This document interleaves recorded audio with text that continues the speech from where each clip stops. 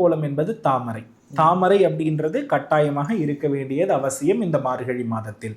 இரண்டாவது விஷயம் சங்கு சக்கர நாமம். இந்த சங்கு சக்கர நாமத்தை வாசல்ல போடுறதை விட நீங்க பூஜை அறையில போட்டுக்கிறது பெட்டரான ஒரு விஷயமாக இருக்கும். அதுக்கு அடுத்தபடியா இரட்டை மீன். இரட்டை மீனை நம்ம என்ன பண்ணணும்னா மாக்கோலமாக நம்ம என்ன பண்ணலாம்னா பூஜை அறை வாசற்படிகள்ல போடுறது நல்லது. அதுக்கு அடுத்தபடியா கஜத்தின் முகம், யானையினுடைய முகத்தை நாம என்ன பண்ணலாம்னா கோலமாக வரைவது உத்தமம். அதற்கு அடுத்தபடியா அன்னபக்ஷி, அன்னபக்ஷியை வரைகிறது ரொம்ப அவசியம். அதுக்கு அடுத்தபடியா சூரிய சந்திரர்கள்.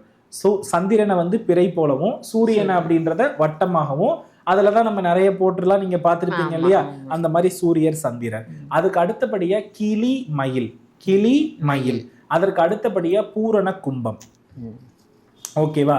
அதற்கு அடுத்தபடியா நிறைய சிக்கு கோலங்கள், நிறைய சிக்கு கோலங்கள். நான் மீண்டும் சொல்லியிருக்கேன், சிக்கு கோலம் என்றால் சிக்கலை தீர்ப்பது, மனநிலையை தெளிவாக்குவது அப்படின்றத நான் என்ன பண்ணியிருக்கேன், அடிக்கடி சொல்லியிருக்கேன். இந்த மாதிரியான குறியீடுகள் வரைந்து அந்த குறியீடுகளுக்கு நீங்க டெக்கரேட் பண்ற மாதிரி மற்ற டிசைன்ஸ் எல்லாமே என்ன பண்ணிடலாம், வரைஞ்சிட்டு அதுல நீங்க என்ன பண்ணலாம்னா தீபங்களை ஏற்றி வைக்கக்கூடிய முறைகளை கடைபிடிக்கலாம். தை மாதம் பிறக்கிற வரையிலும் தீபத்தின்